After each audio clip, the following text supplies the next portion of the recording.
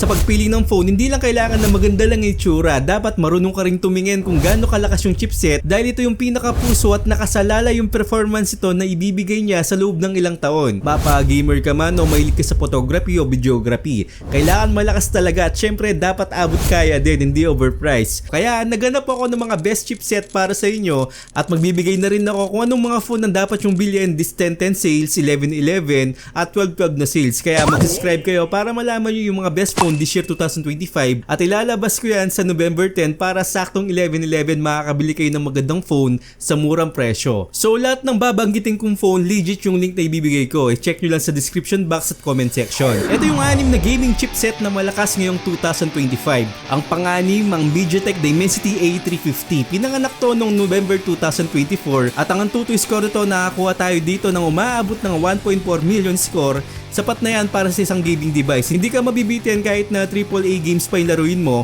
alos bago lang talaga yung chipset nito. Ang downside kapag bago ang chipset, umiinit, hindi pa optimized talaga. Pero sa katagalan may lessen din yung init kapag optimized na yung Dimensity A350. Naalala ko nga dati yung Snapdragon 870 ng Poco F3, sobrang init talaga nun nung labas. Pero nung ilang updates, naging okay din yung thermal nun. So ang phone na merong Dimensity A350 na ma-recommend ko sa inyo, halos nasa Transsion brands dahil mura at the same time maganda yung performance. Ang Infinix G30 Pro, Tecno Camon 40 Premier at Infinix Note 50 Pro Plus. Sa Infinix G30 Pro, gaming device to may gaming trigger yan tsaka RGB light sa back panel. Ang downside lang nito, pangit lang talaga yung camera, pero sa pure gaming, palag na palag yung Infinix G30 Pro.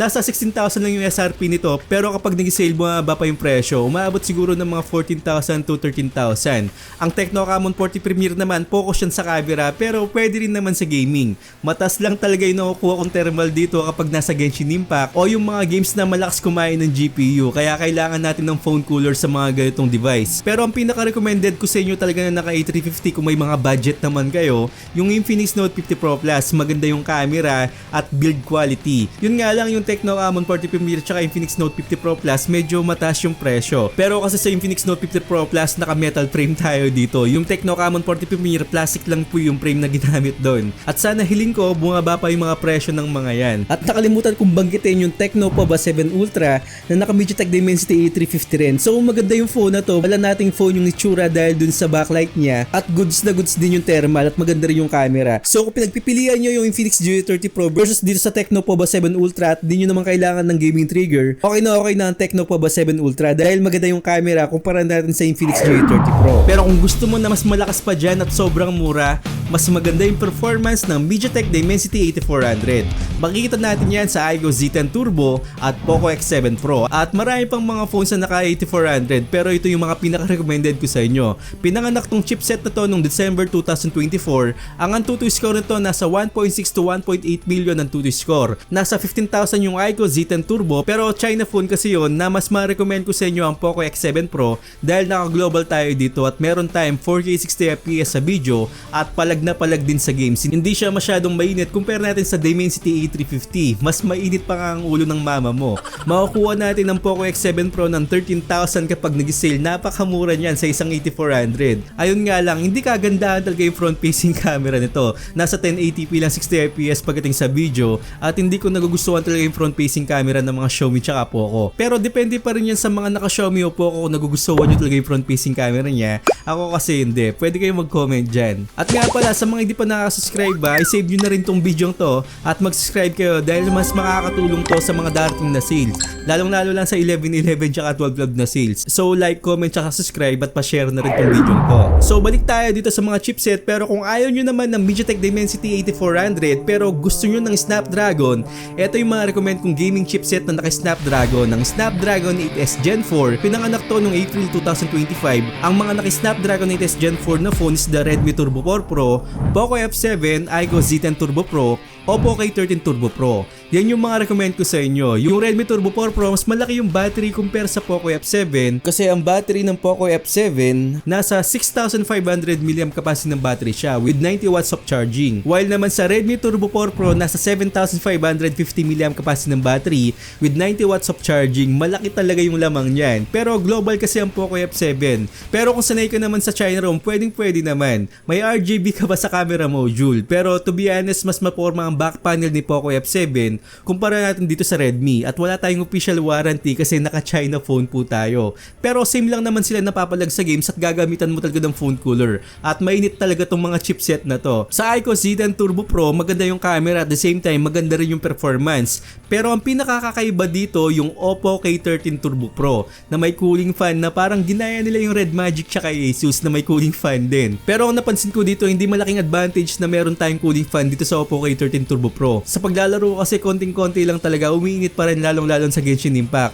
Pero meron naman siyang pagbabago sa thermal, medyo konting-konti lang talaga. At pwede naman kayong gumamit ng phone cooler dito kahit meron siyang fan kasi meron naman siyang IP rating. Pero kung gusto mo din ng isang malakas at flagship level last year, mas ma-recommend ko sa inyo ang Snapdragon 8 Gen 3 dahil umaabot yung tutoy score nito halos 2 million ang tutoy score. So pinanganak to noong October 2023, may kalumaan pero quality naman. At ginamit ko tong mga phone na to at ma-recommend ko sa inyo tulad ng Poco F7 Pro, Red Magic 10 Air, iQOO Neo 10 at OnePlus Ace 5. This year lang naman lumabas ang Poco F7 Pro pero naka-Snapdragon 8 Gen 3 pa rin. Maganda yung performance at meron tayong lag profile na ma-enhance natin yung color pagdating sa editing. Meron na akong review sa mga halos ng mga phone na yan at hanapin nyo na lang yung mga tutorial dyan. So meron din tayong 4K 60fps pagdating sa Poco F7 Pro at maganda rin yung build quality ng phone na to. Sa Red Magic 10 Air naman mas magandang maglaro dahil meron tayong gaming trigger at mas nag-enhance yung camera niya kumpara sa 9S Pro at 10S Pro ng Red Magic.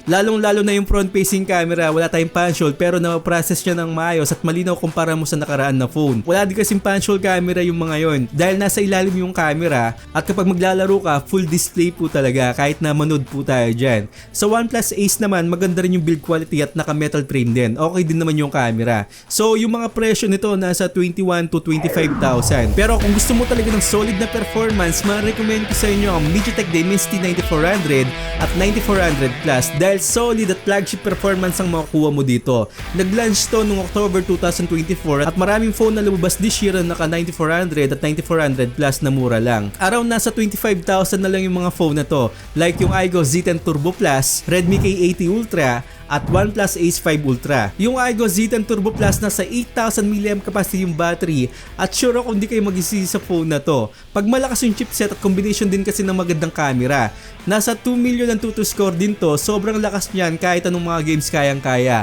I-review ko rin sa inyo yung iQOO Z10 Turbo Plus, abang-abang lang kayo dyan. Pero yung dalawang Ultra na Redmi K80 Ultra at OnePlus Ace 5 Ultra, hindi ko pa ma-review kasi kulang pa tayo sa budget pero i-try ko sa inyo. At may tiwala naman ako sa mga phone na to dahil nga naka 9400. Yung mga hindi ko nabanggit na mayroong 9400, ilalagay ko na lang sa link sa description box. Meron din tayo mga Vivo phones dyan. Pero ito yung malakas at maganda yung thermal, quality talaga yung chipset na to. Ito yung Snapdragon 8 Elite na umaabot yung tutoy score nito ng 2 million ang tutoy score. Bilib na bilib talaga ako sa thermal ng chipset na to kumpara sa mga ibang lumalabas na chipset. Pero parating na rin kasi yung Snapdragon 8 Elite na Gen 5 na magkakaroon sa iQOO 15. Sana hindi siya mainit no. Pero ang mga phone na merong Snapdragon 8 Elite is the iQOO Neo 10 Pro Plus, Poco F7 Ultra, tsaka iQOO 13. So yung iQOO Neo 10 Pro Plus ang pinakamura dito, nasa 22,000 lang to pag nag-sale. Sa Poco F7 Ultra naman, nasa 34,000. Pero sulit din naman yan kasi naka-global tayo. Pero ang mas magandang camera talaga si iQOO. Alam nyo naman yung mga Vivo phones, mas focus talaga sila sa camera. At yung iQOO 13 din, maganda yung camera at panalo sa gaming. Maganda rin yung game turbo nito. Pero ang pinaka nagustuhan kong feature sa iQOO 13, yung HDMI output. Na diretso na yung cable mo dun sa gadget at hindi ka na mag-wireless cast pa. So gamit na gamit ko to nung gumamit ako ng AR. Magamit mo kasi agad compare mo sa ibang phone na walang ganitong features. At yun yung mga 6 na malakas na chipset pero may idadagdag pa ako sa inyo na Snapdragon 8 Gen 2. Actually malakas din talaga to at maganda yung thermal. So makukuha lang natin to ng 15,000 to 16,000. So lahat po ng phone na naka Snapdragon 8 Gen 2 ilalagay ko yung link sa description. At maglalagay na rin ako ng mga phone dyan na under 10,000 pesos. So I hope na nakatulong ako sa inyo at huwag niyong kalimutan mag-subscribe channel ko at hit yung bell icon para sa mga ganitong unboxing reviews, bagong kaalaman at katarantaduhan sa channel na to. So once again, ako po si Paul. I'ma do shit my way, so you can go kick rocks. I'ma stack bricks up, build what I want to make.